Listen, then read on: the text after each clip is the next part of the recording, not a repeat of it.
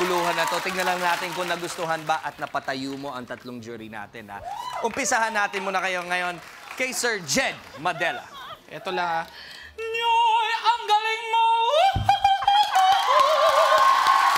So, again, you've started the show with the big bang, and you're going to be the basis of the next 7 contestants. Oh, my Lord. So, congratulations, Nyoy. Yay, thank you.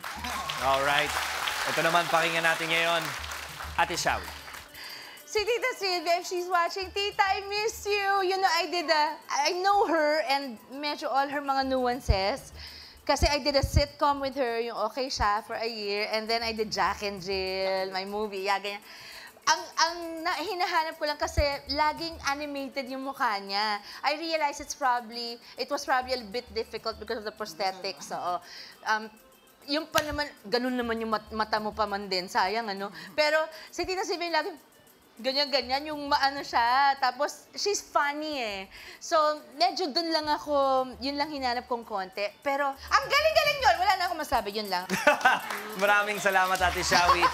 Ito naman, bueno mano dahil nagbabalik Welcome ng back. pure energy himself, Sir Gary V. Alam mo, 1 week lang ako nawala. Jet Tapos lag ito yan, na. kuya. Oh, are you sure? May Jet lag? difference ba? Time.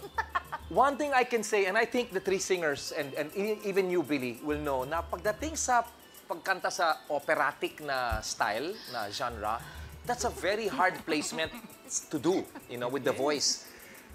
But, Nyoy, my God. All I can say is vocally, you were on the spot, kumbaga sa target. Tumama, the bullseye mo, nasira mo pa yung target mismo because you did an outstanding job. What a way to welcome me back to the show. Galing, Nyoy.